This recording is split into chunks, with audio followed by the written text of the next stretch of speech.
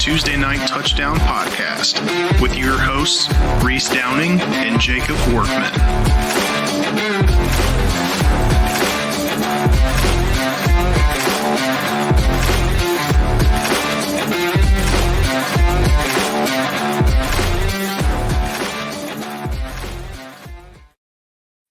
What's going on, guys? It is TNT Tuesday Night Touchdown Podcast, NFL Edition Week 10.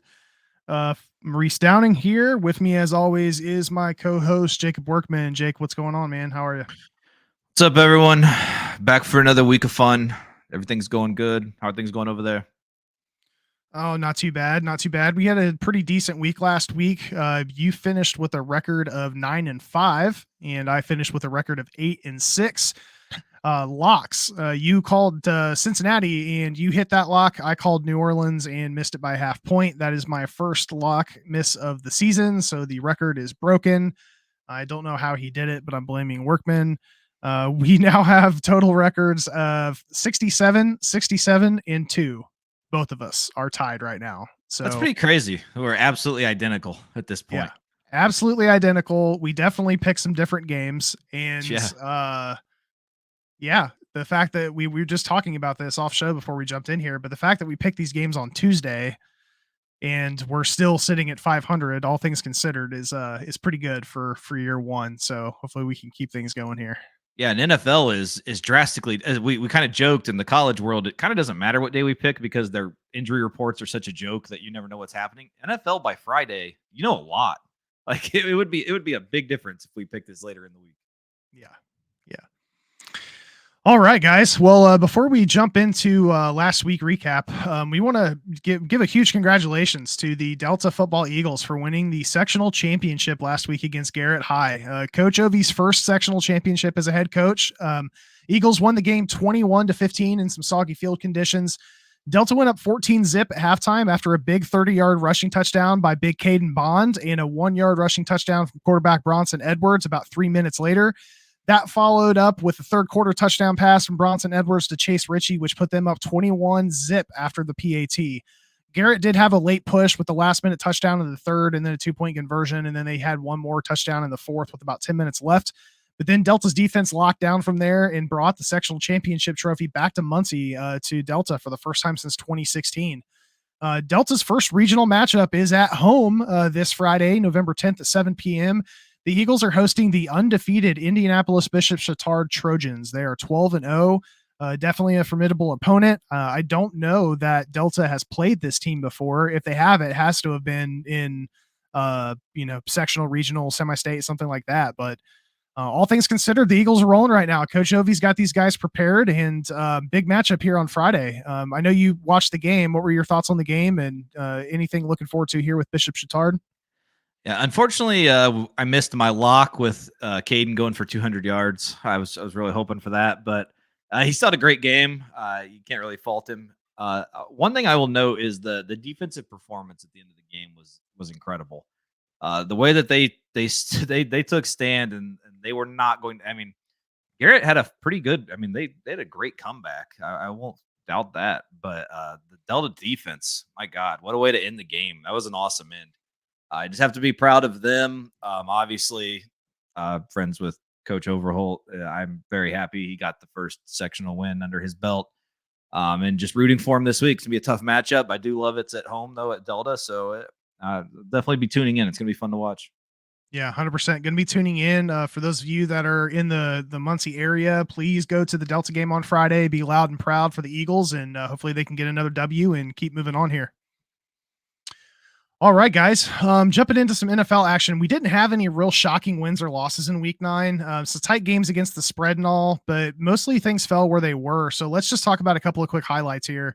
The early matchup in Germany with the Dolphins and the Chiefs wasn't as offensively weighed as I thought it was going to be. One thing is for certain, that Chiefs defense is legit and continues to improve as the season progresses. Impressive win for the Vikings. Jaron Hall goes down. Josh Dobbs has to step in with 5 minutes of anything with this team. Extremely impressive in a system that he's obviously still being new to. Got Minnesota a huge come from behind win to keep them in relevancy in the NFC North. CJ Stroud continues his campaign for Rookie of the Year honors with a huge game. Threw for 470 yards and 5 touchdowns on his way to a fourth quarter last second comeback and win at home against the Bucks. Cowboys-Eagles game was also an incredibly fought game on both sides. That one came down to the last minute. Eagles pulled that one out at home. Burrow and the Bengals are tearing it up right now. They're on a 4-game streak, looked prime for the playoffs. A lot of people thought that these guys were out. They do not look out at all. They look very much in. Good for you to at least admit it. I thought they were done. What Yeah. they've shown. Obviously, I had them in Buffalo as being very down. It's Buffalo's nice. still kind of there, but I'm not back on Buffalo whatsoever. But yeah, Cincinnati is dangerous. That's a team I do not want to play.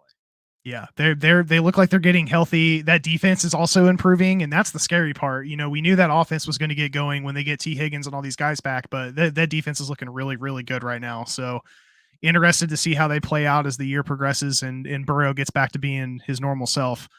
And then finally here, the Chargers got a huge road win against one of the best defensive teams in the league, while the Jets continue their offensive struggles with Wilson under center. They failed to find the end zone in their loss last night to LA.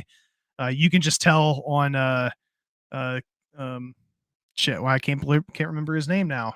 And the head coach of the Jets, Robert Saleh. Yeah, damn, man, I was escaping me. Saleh's face on the sidelines, man. I just feel bad for him because he knows he's got a good team in place, but he's not going to be able to do much with this quarterback. Zach Wilson's just not the answer. So those were a few quick highlights from the games last week. Anything you want to call out there?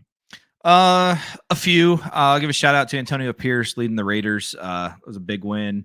I've said a lot this year. That team has tons of talent, and I've never understood why they're so bad. Maybe with getting a players coach in there will be a nice thing they need. A little bit more looser in the locker room, maybe some more fun things going on in there. I don't know, but it is nice to see. Sometimes though, it is just that first game win.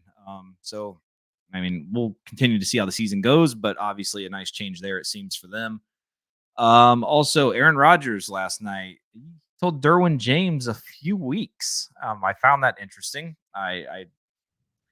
He's back in a few weeks, then that guy is superhuman. Or RoboCop. Yeah. Also, we got to get Wilson out of there. I can't watch him play anymore. He's a disaster. Obviously, it's not all him. The offensive line sucks too, so you do have to think a little bit about Aaron when it comes to that coming back, because like how bad that's just like Jets lore. Like he comes back in some heroic attempt to make the playoffs and then gets murdered again. Gets killed. Yeah. Like, so obviously something to watch out for. Cowboys Eagles, great game. Dak stepping out right before the goal line. We had the knee down right before the touchdown. Like they say football is a game of inches. That was truly a game of inches. Like that was a great game. That's really all that I have from last week. Obviously, Chiefs Dolphins was an interesting game. It was early as hell in the morning. Chiefs defense is good. We've said that. It is interesting that Miami has struggled against every good defensive team they've played this year, though. So obviously that's something to watch. CJ Stroud, you cannot doubt what he's been doing. That was absolutely ridiculous. That's pretty much about it. I know you mentioned Dobbs to be fed the routes in his head with the play clock running down to cut the mic off in the helmet. Like that's very impressive also. So a lot of things that you come away positive from the week. Obviously Eagles Cowboys was game of the week to me. That was a very good game. Yeah, that was a tough one. Sorry. Also, one more thing. Baltimore. God damn, that team at home. Seattle. So the Lions went to Baltimore, got absolutely murdered. Seattle goes to Baltimore. Absolutely murdered. Yeah. Like this team, I mean, I know I've talked about him a little bit. I think I even picked Lamar as my league MVP in our season preview, but this team is ridiculous. Like I don't know. The AFC is going to have a very interesting run towards the end. It's going to be fun to watch. Yeah, there's a lot of really, really good teams in the AFC. Not so much in the NFC. There's some contenders there, but it's the depth few and far of between. Talent is different. Yeah. First, again, to your point, congratulations to Antonio Pierce on that win. That locker room atmosphere after the game was great. I heard a little bit about this last week, I guess before McDaniels got fired, he had a team meeting, and I guess both players and coaches just ripped him to shreds during this meeting. And then they went out to practice, and the media and the other guys that were out there that weren't part of the team meeting could just tell that like Josh McDaniels just looked completely defeated. Um, I would really be interested to see if anything more comes out about that team meeting, because apparently it wasn't just players, it was coaches that were also on his ass. Sucks to be in that situation for him. I've never been a huge fan of Josh McDaniels, but it looks like that team is much, much happier with him not in the locker room. So hopefully Antonio Pierce can hold on to this job, man. I mean, he's got a solid resume as a player. Seems like he can be a motivator of men, and if he can right the ship here and get a few more W's under the Raiders, I don't see any reason why Mark Davis doesn't give him an opportunity to maintain that position. You brought up well, one thing with that is, and it's kind of the Patriot way. So as a Lions fan, clearly I witnessed this exact same thing. We had Matt Patricia come in and try to install this shit. Got rid of Darius Slay, which I will never understand. Got rid of Quandre Diggs. Like, these are two of the better defensive players in the league still. These guys were at their prime then, and just they don't fit the Patriot mold, so they got rid of them. All the nonsense extra stuff that they try to do, like, I don't know when these guys are going to finally realize that what Belichick does is incredible, and it's his way. Not when they leave that they continue this crap. They should try to be their own people and actually like evolve off of it and make some progress, because none of them have been successful. I don't know. But as I think it's a similar situation. You got a players coach like MCDC is in Detroit. I think Pierce is going to be that in Oakland. The talent is there in Oakland. Like I've said before, obviously I do think they need to upgrade at quarterback. That's one thing that they lack a little bit. But I mean, the draft, there's plenty of ways they can upgrade at quarterback. I just, I Pierce getting the long-term job is questionable to me. I think that Davis probably regrets the Versace firing, because he was the interim coach, did a great job when he was the interim coach, and then they brought in Josh McDaniels, and we've seen where that's gone. So I think that was actually a mistake on his part. But maybe they keep Pierce, maybe they don't. But I do think it'll be a good ending to the season, at least for him, and they won't be miserable like they have been. But I just by witnessing what Patricia did in Detroit, I feel like that was probably a similar situation as what was going on in Vegas. Yeah, I agree with that. And maybe Antonio Pierce isn't the right answer long term, but I think he at least needs the opportunity to prove that he's not the guy. Yeah, for sure. We'll see how that goes. Hopefully Mark Davis doesn't make the same mistake. And to that point, that dude's paying a shitload of money out to a lot of coaches that are not coaching on that team. But yeah, I mean, a lot. It was the right thing to do from McDaniel's standpoint. The John Gruden stuff, obviously, that's a completely different situation. But so you brought up the Cowboys-Eagles game, and I wasn't disappointed in the outcome. I thought we were going to split the series. I picked Dallas to keep it close enough in the game last week. They obviously fell a little bit short of that. But that catch at the goal line, I don't. We have to figure out a way to make this work, because he would not have been granted that catch until he catches the ball, rolls, and survives the ground with the ball in his hands, right? If he hits down with a knee and then rolls and the ball comes out, it's an incomplete pass. True. But he catches the ball and his knee goes down and he doesn't get any more forward progress, and then it's not a touchdown. Like I just, that's frustrating. Yeah, no part I don't of know me. how you fix it. But Yeah, that's just an interesting part of the rule, because no part of me ever thought that was a touchdown, or should have been. I mean, it was clear that he was down before the line, but I mean, it is true. If he were to have rolled and dropped it, I mean, trust me, I saw the worst one of all time that basically made this rule famous with Calvin. So it's it's a dumb rule, but yeah, I don't think there's a fix to it. I think that's just one of those. I mean, that happens once a year, if that. So I mean, that's just one of those bad situations. Yeah, just kind of sticks in my craw a little bit with that game being as close as it was. And yeah, to call out another guy, Dak played very well in that game. He's, for somebody who has been known to not play well in pressure situations, Dak played a really, really good football game. Again, inches away from getting that ball into the end zone. There towards the end, he stepped out there right before. So it was a good game. Dallas looks good right now. Hopefully they carry that momentum here as we continue. But Moving on to some other quick news and notes here before we jump into our picks. Jalen Hurts, again, I guess, has been dealing with a knee injury, and it's not really been released. Knee bruise is what they're calling it for the better part of this year. He's trying to continue to play through the pain. I think you can see in certain situations when he's on the field where he is struggling a little bit to kind of be mobile. He is going to be using this bye week here to rest up. So we'll look out to see how that progresses or improves. Daniel Jones, unfortunately, has torn his ACL and is out for the rest of the year. Reports that I've been reading from some insiders in the Giants front office is that this may be the last game for Daniel Jones quarterbacking the New York Football Giants.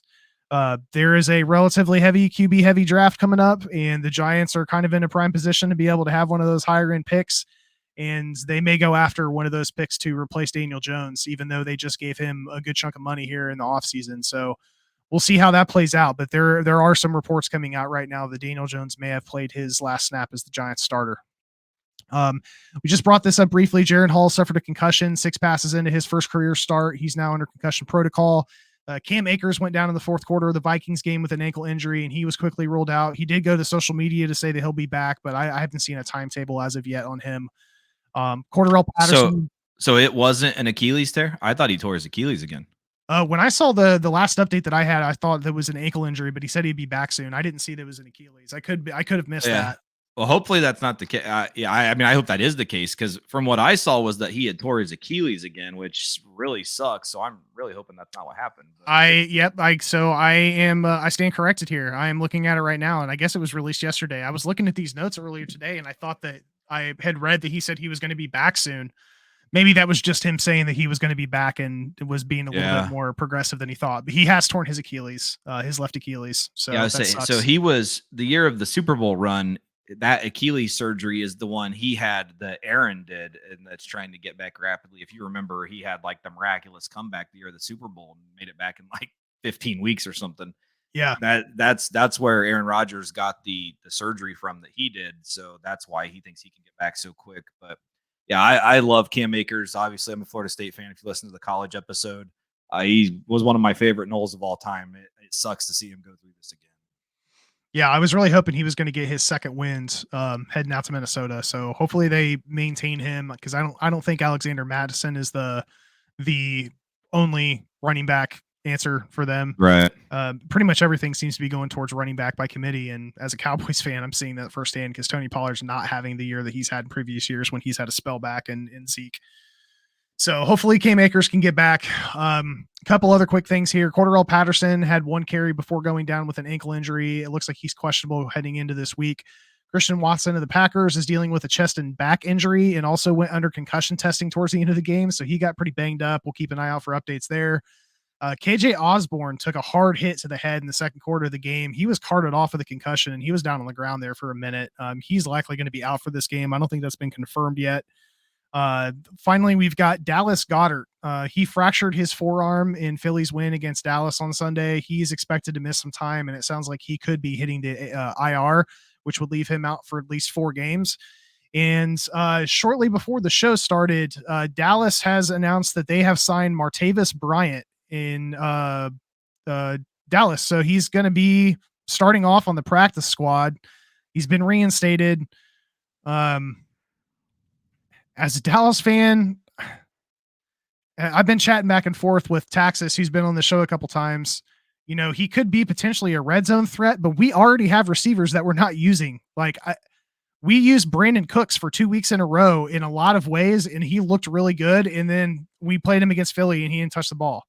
Jalen Tolbert could be replaced there. Gallup, I know a lot of Cowboys fans are down on. I still love Michael Gallup. I know he's still trying to get back to what he was before his injury last year. He did have 1 really bad drop, but then he made up for it with 2 really incredible catches there after the fact in the game on Sunday. So we'll see. I just right now, I don't know if they're just hoping that Martavis can step in and become a complementary role to CD, because right now CD's catching everything under the sun.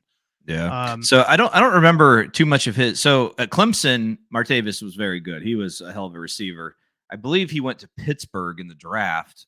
Yep. Did he go anywhere after Pittsburgh, or is that the last place he's been since? Yeah. So he was in Pittsburgh, and then in 2016, he got suspended for the entire year for substance abuse. He was reinstated in 2017. Caught 2 passes for 14 yards against the Browns. The following week, he had 3 catches. Following the Week 7 game, he vented his frustration about his lack of role on offense on social media, skipped the mandatory team meetings on the following Monday, and then announced he wanted to be traded. The Steelers then demoted him to the scout team and replaced him with Juju Smith-Schuster. He was promoted back onto the first team for the following game against the Colts, and he finished the season with 50 receptions and 600 yards with 3 touchdowns. The Steelers made the playoffs. He had 2 catches for 78 yards and a touchdown in that game. Then he got traded to the Raiders in 2018. Okay. I thought he did play for the. Okay. Yeah. So he was traded April 26th to the Raiders for a 3rd-round pick that was previously acquired from the Cardinals. And then on September 1st, he was released. Despite facing a possible year-long suspension by the NFL for a violation of the drug abuse policy, the Raiders re-signed him to a 1-year deal 10 days later. He played in 8 games, caught 19 passes for 266 yards and no touchdowns. Then he got put on IR with a knee injury. Then in December of 2018, they suspended him indefinitely for violating the terms of his conditional reinstatement. He applied for reinstatement in 2019, didn't get it. Then he went to Toronto and played for the Argonauts of the Canadian Football League. He was placed on the suspended list there in 2021 after failing to report for training camp. He never played for the Argos, and after the season, he was released. He signed with the Massachusetts Pirates of the Indoor Football League in 2021. There's no statistics here about that. What? Then he got signed by the Edmonton Elks in 2022, and that happened February 28th. He was then released May 3rd before training camp began. Then fan-controlled football, which I don't even know what the hell that is. That was that league where you could pick the plays on like Twitch. There you go. Johnny Manziel, I think, was in that. Okay, so he got recruited to the FCF Beasts on April 29th. Jesus. The Vegas Vipers, with the 5th pick of the 2023 NFL Skills Players Draft, selected him. And now Dallas assigned him. So this sounds like a great signing. Let me tell you. This sounds like a very prototypical signing for this Dallas is guys. This is a locker room boost. This is a guy you want around your program. This is what every team should dream of having to add as a mid-season addition. You want to talk about a veteran add at a great time of the year? It's got to be Martavis Bryant. Like, how can you fault this signing? I'm disappointed in you faulting this. Well, based on his history, I am going to quote the great Roy Williams in possibly one of the best cinematic experiences of all time. He ain't gonna play. He ain't gonna play. Bad. Dude. First off, I would like to note for those of you that listen to both episodes, their college edition and NFL, we have had a Goshen Maple Leaf reference and now a Massachusetts Pirate reference. So those are 2 teams I never thought we would talk about on this show, but we have in the same day. So see, this isn't just football betting, fellas. Yeah. And ladies, if we have any ladies listening, this is an educational platform. What a treat that we've listed these teams today. Yeah, I never in my life thought that I would be talking about the Toronto Argonauts, Massachusetts Pirates, Edmonton Elks, and the fan-controlled football Beasts, followed by the Vegas Vipers. Jesus. These all sound like teams that we made up in NCAA 14. Yeah, I'm ready to give him a gold jacket. This sounds like he's got a Hall of Fame career. Oh, man. One of Dabo's boys. Yeah, all right. See how long it takes before he gets released. And Jerry's going to say we like our guys.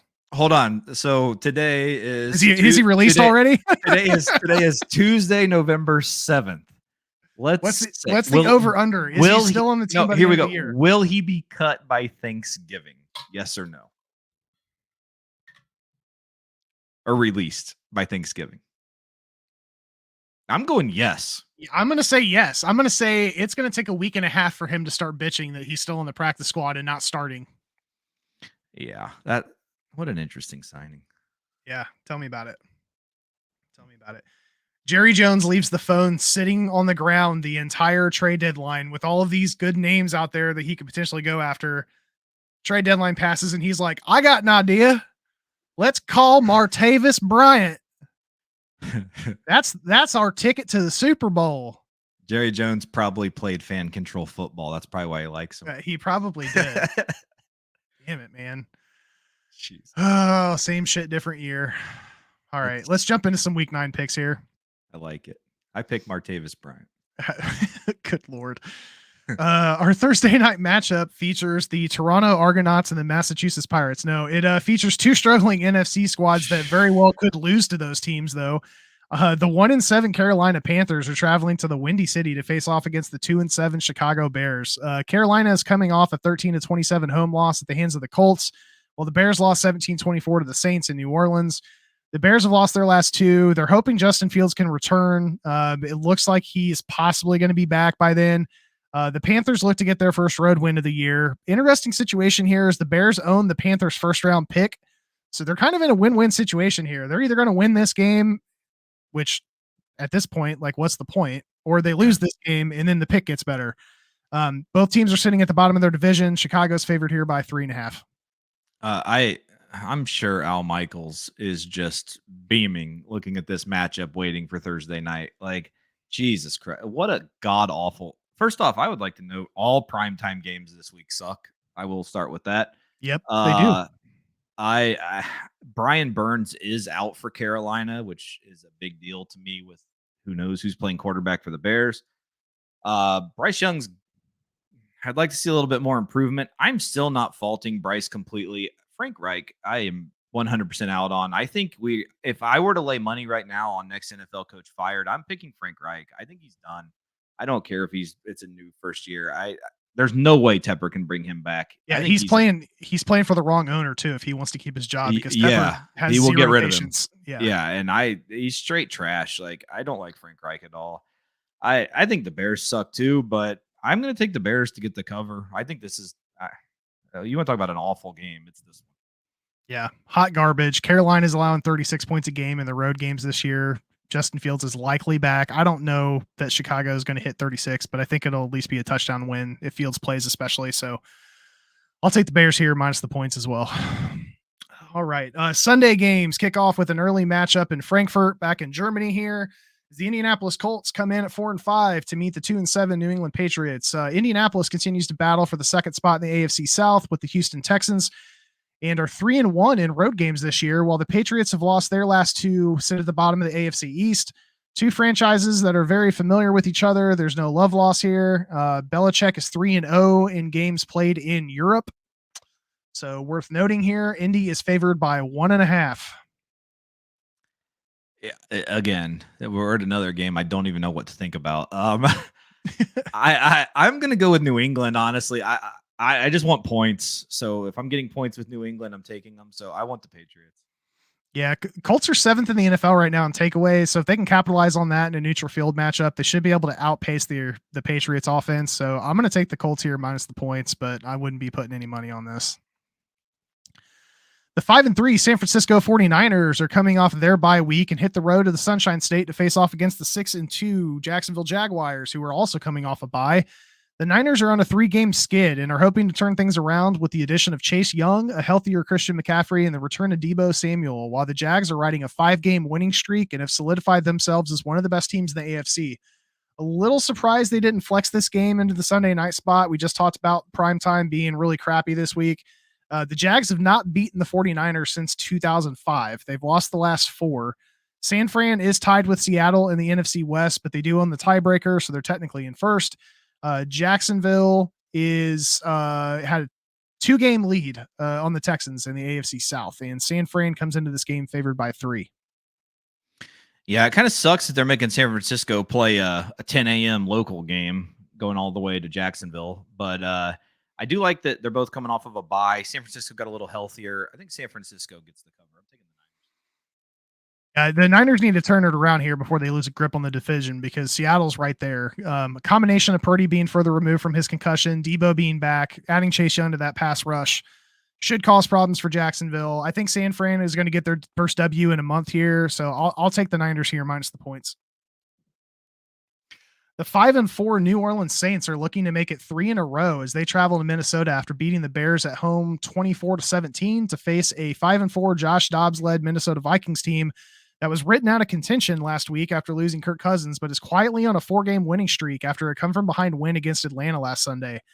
The Saints have yet to win a game against this team, against any team with a winning record, I should say. And the Vikings won this game 28-25 last year. The Saints have a 1-game lead in the NFC South ahead of the Falcons, while the Minnesota is a game and a half behind the NFC North leading Detroit Lions. New Orleans is favored by 2.5. Yeah, I believe a few weeks ago I put a stipulation on the Saints, so I'm going to stick with that.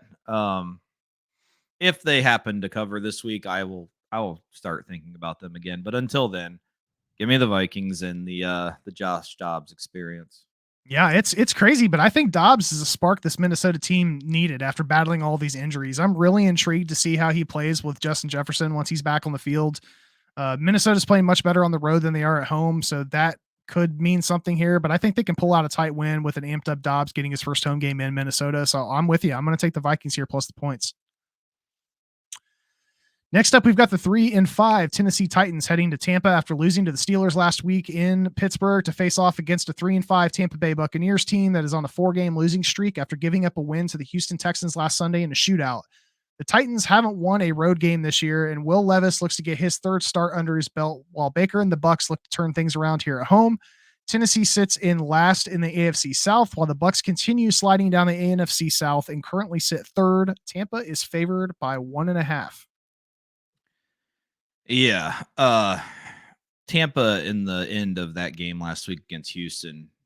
I don't know how anyone could back anything they're doing. That was terrible. I think Vrabel is the better coach. Levis did actually show some promise. I mean, he threw 4 touchdowns in that relief effort that he came in last time.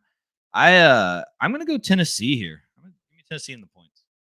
Yeah, I thought we may be off base here, but I'm with you. I'm going to go with Tennessee here. I think Will Levis is going to get a little bit more comfortable. I do agree with you that I think Mike Vrabel is the better coach here. I don't know what's going on in Tampa Bay, but it's not good. It's not Baker's fault, which No. I would have thought would have been the reason, going into the season, but it's not Baker's fault. I don't know what it is, but yeah, I'm with you. I'm going to take Tennessee here plus the points. All right, an AFC North division matchup awaits as the 5-3 Cleveland Browns hit the road to Baltimore after shutting out the Cardinals 27-0 last week to face the red hot 7-2 Baltimore Ravens that have won their last 4 and are coming off another statement victory after beating the Seahawks 37-3 on Sunday. Deshaun Watson's second week back from injury is needed as the Browns are in a 3-way tie for second, but technically sit in third in the division, while the Ravens have a game and a half lead and have only allowed a league-leading 124 points this year to opponents. Baltimore is favored by 6. This is a tough one. I don't think Cleveland's offense can do it. I think this is a very close game, though. I'm going to take Baltimore to get the cover, but I like Schwartz a lot and what he's doing with that defense. I think they barely cover. I'll take Baltimore. Yeah, Baltimore is rolling, particularly at home where they've won their games by a combined 119-40. Week 4 didn't have Watson playing, but I don't think that matters. This Ravens team may be the deadliest in the NFL right now. I know Schwartz is a hell of a defensive coordinator, but they haven't played up against a offense like this. Like Baltimore is just ridiculous. So I'm taking Baltimore here minus the points. All right. We've got the 4-4 Houston Texans heading to Cincinnati after an impressive come from behind victory against the Bucs last week to meet a Bengals team that is heating up and currently on a 4-game winning streak after beating the Bills 24-18 at home on Sunday night. CJ Stroud looks to continue his campaign for Rookie of the Year honors after a 5-touchdown performance last week, while the Bengals are seeing Burrow get back to normal and an improved defense to complement his return. Houston sits 2 games back in second in the AFC South behind the Jags, while the Bengals sit in last in an extremely competitive AFC North division. Cincy is favored by 6.5. Yeah, Stroud returning to Ohio. It's a fun little thing to see there. I do think maybe he has a little bit of a reality check this week, though. I do like Cincinnati at home. I'm going to take them to cover. They're rolling. Like I really like what Cincinnati's been doing. Houston, you still have to assume there's some. I mean, we saw what Houston's defense gave up to Tampa last week. So I think Cincinnati's really going to have their way offensively, and I think they'll have enough to keep Stroud in check. So I do like Cincinnati here. Yeah, I've really enjoyed watching this Texan teams play this year, but they haven't played nearly as well on the road as they have at home. This Bengals team's catching fire when they need to. I think this could be a high scoring game. I'm going to take the Bengals at home here minus the points. And we're talking here about the primetime games being shitty. Next Thursday night, the Bengals play the Ravens. I'm ready for that. Vastly improved Thursday night game. Yeah. Like not even night and day. Al Michaels will have the tie back on for that one. Yeah, very much so. Yeah, he'll lean back a little bit more on the boost up coffee. 3-5 Green Bay Packers are heading east after beating a Staffordless Rams at home 20-3 last week to meet the 5-3 Pittsburgh Steelers that just secured a home win against the Tennessee Titans last Thursday. Pittsburgh's defense continues keeping them in close games, with all 5 wins being by 7 or less, while the Packers have lost their last 3 road games by a combined total of 7 points and will need to protect Jordan Love from a sack-heavy defensive unit. Green Bay sits third in the NFC North, while the Steelers sit second in a 3-way tie in the AFC North. The Steelers are favored by 3. Yeah, if you remember at the beginning of the year, I was a little bit of a believer in Green Bay, and they kind of showed it early. They showed, I feel like, what they could be, but I don't know what has happened, but they've became atrocious. I mean, I know they beat I'm not counting anything with that Rams game last week. No, When you not beat a with team- Ripon under center. Yeah, I mean that's a whole different world. But I mean, I have no respect for Green Bay, and I think LaFleur is kind of getting exposed a little bit too. That Aaron was kind of a much better factor in that offense than he was. I'm taking Pittsburgh here. I like Pittsburgh to get the cover. Yeah, I'm not particularly impressed with either of these teams, even with the Steelers having a winning record. Coincidentally, for all the buzz the Steelers defense gets, the Packers have actually allowed less points than the Steelers have so far this season. That was a little surprising to me looking at the statistics. That said, I'm going to stick with the home team here as well and pick Pittsburgh to get the W minus the points. The last of our 1 p.m. games features the 4-5 Atlanta Falcons, who are coming off a last-minute home loss to the Minnesota Vikings, facing off against a 1-8 Arizona Cardinals team that has lost their last 6, including getting shut out 0-27 last week by the Browns. This game carries some slightly special meaning as, barring setbacks, we are set to see the return of Kyler Murray for the Arizona Cardinals, while the Falcons look to avoid a 3rd straight loss in a tight divisional race. Atlanta sits second in the NFC South behind the Saints, while the Cardinals sit well in last place in the NFC West division that has struggled to compile any wins as of late. Atlanta is favored by 1.5. This week just has the best, the worst games. Jesus Christ. I'm assuming Kyler plays. I'm gonna take Arizona.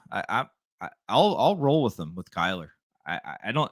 Atlanta's not that impressive. Like, I mean, yeah, Bijan's been great, but I'm not too thrilled with what they've been doing. They brought Heineke in. He wasn't that fantastic. They blew it at the end. I'm just gonna roll with Arizona and hope. This game is awful to me. Yeah, definitely an awful game. Arizona keeps failing to cover as the underdog. Atlanta keeps losing close games. I think they look for them to get the run game going against this Arizona defense. I'm going to take Atlanta here minus the points. The first of our 4 p.m. games features the 6-2 Detroit Lions, eat 'em up, who are coming off a bye week to hit the road to LA to face off against an LA Chargers team that has won their last 2, including a big win in New York against the Jets last night, 27-6. Detroit most recently beat the Raiders at home and look to maintain their position as one of the best in the NFC, while the Chargers continue their Jekyll and Hyde approach to try to keep Brandon Staley off the hot seat. Detroit has a 1.5 game lead in the NFC North ahead of the surging Vikings, while the Chargers sit second in the AFC West behind the Chiefs. Detroit is favored by 1.5. The bye week did wonders for the Lions. Most of the O-line is back. David Montgomery's back, looking very healthy. We're about to see Ford Field West in SoFi because the Lions fans are going to take that place over. I love the Lions in this game. Yeah, the struggle is going to be able to figure out whether the crowd is in Lions blue or Chargers blue, but I think the noise will be able to tell you that. Yeah. My concern for the Lions here is that Goff's not played very well on the road, but hopefully with an extra week off and the Chargers on a short week, Detroit can take advantage. I'm going to take the Lions here minus the points. I do like that Monty's back, but from a fantasy perspective, it sucks because I've had Jahmyr Gibbs and he has been playing very well recently. So hopefully that doesn't slow him down and they can kind of maintain a more even split between these guys.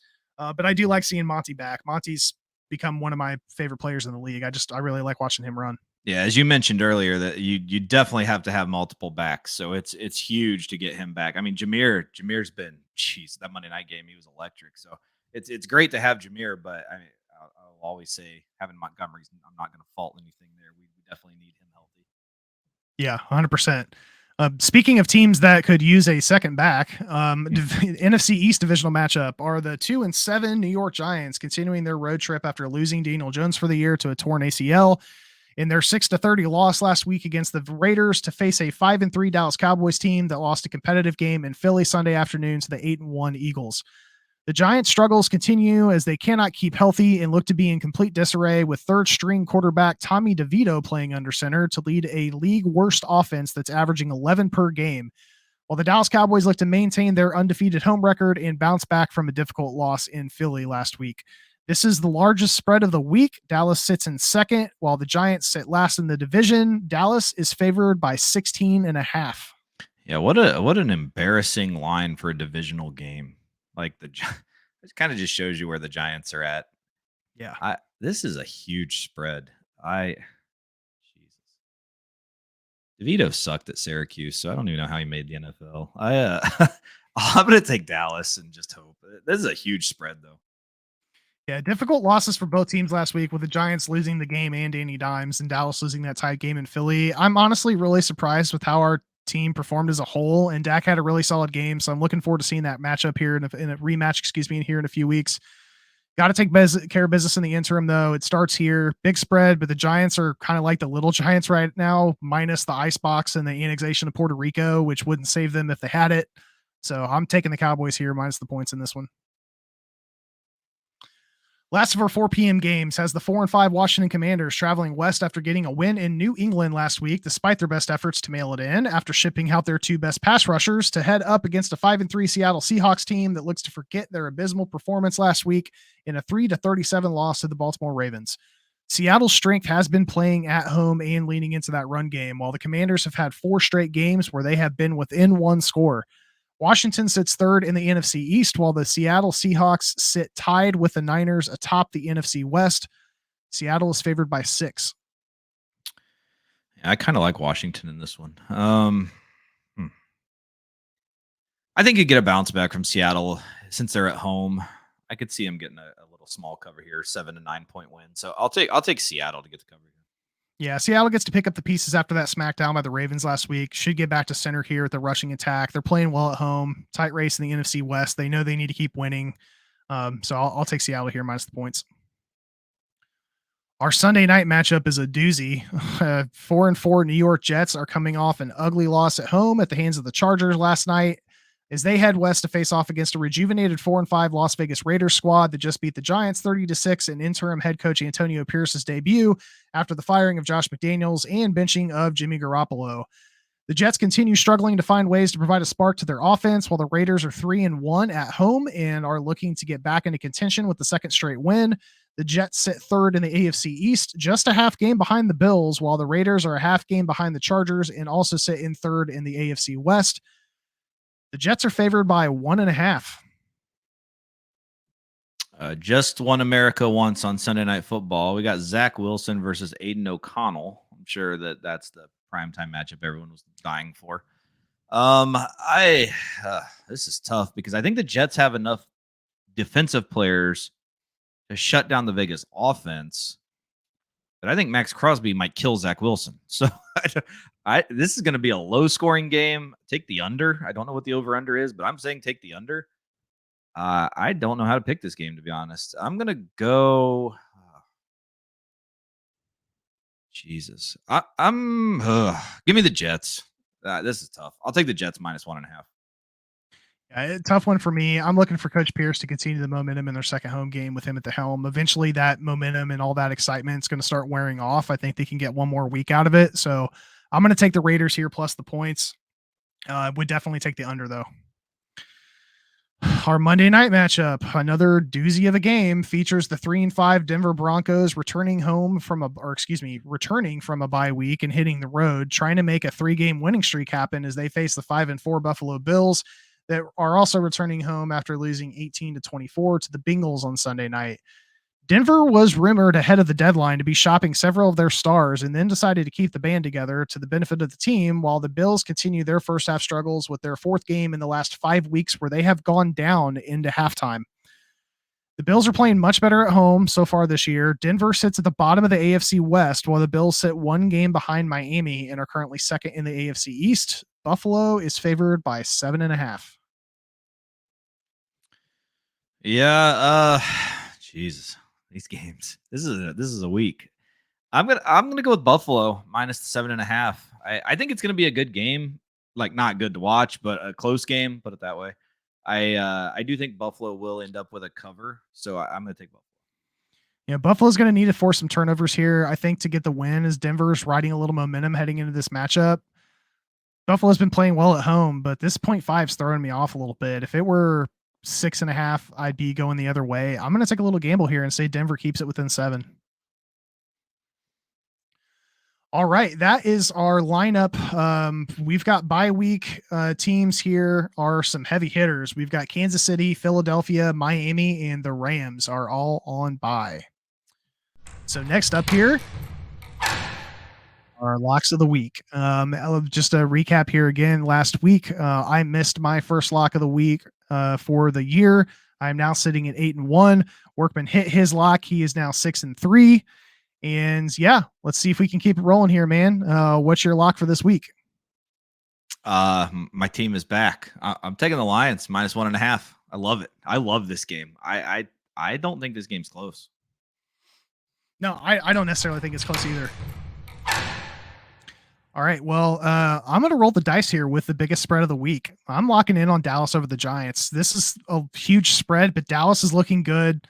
The Giants are absolutely atrocious. There's no other way to put it. Lock me in on Dallas, 16.5. All right, guys, that is it for us for week 10. Workman, any more thoughts as we head into week 10 of the season, man? It's flying. Yeah, the season's going very fast. My thoughts are these games suck. Usually I get excited when I look at the slate. I'm just scrolling through it real quick. So San Francisco, Jacksonville. Yes, I'm excited to watch that. Cleveland, Baltimore. I do have some interest in. I think that's going to be a good game. Houston, Cincinnati. Just see Stroud return to Cincinnati. Obviously Lions, Chargers will be huge for me. I do like Seattle, Washington. I think that game is going to be closer than people think. I think that's a good game. So unfortunately, Detroit, Chargers, and Washington, Seattle are both at 4. And then the other 4 o'clock game is a 16.5 point spread, as you just mentioned. I have zero care for any primetime game this week. They are all horrendous. So it should be an interesting week. Usually these are the weeks where the best games happen. So you go into it thinking it's going to be complete ass, and then it turns out to be actually a pretty good week and fun to watch. So that's the NFL. So I will just leave it at eat 'em up, Lions, eat 'em up. Go out to LA and put on a show against the Chargers. Unfortunately, there are 2 Florida State players on the Chargers defense I really like, so hopefully they're kind to them. But I think the Lions almost back to 100% health are going to be rolling this week. Yeah, well, the game that I am most looking forward to this week are the Ball State Mighty Cardinals facing the Goshen Maple Leafs, which is happening right now. If you guys want to see some real primetime action, shortly following up there are the Edmonton Elks facing the Massachusetts Pirates in a battle for who gets Martavis Bryant back after he gets cut next week. Yeah, if you guys want a history lesson on the Mennonites of Goshen, Indiana, make sure you tune into the college football episode that will be released tonight also. Oh man. Yeah. And for those of you who are NFL fans and not necessarily college football fans, this slate for the NFL this week doesn't look great. There are some tremendous college football games that are going on. So great. Even if you don't follow college football, if you are a fan of football, tune in. These next 3 to 4 weeks, there are some real barn burner games, some tremendous competition. If you're not familiar with these teams, or even if you are, please go listen to our college podcast. We release this at the same time we release the NFL edition. That is it for us this week for week 10. For Jacob Workman, I am Reese Downing. This is the Tuesday Night Touchdown Podcast, NFL edition week 10. Good luck and good gambling, guys. Cheers. See you, everyone.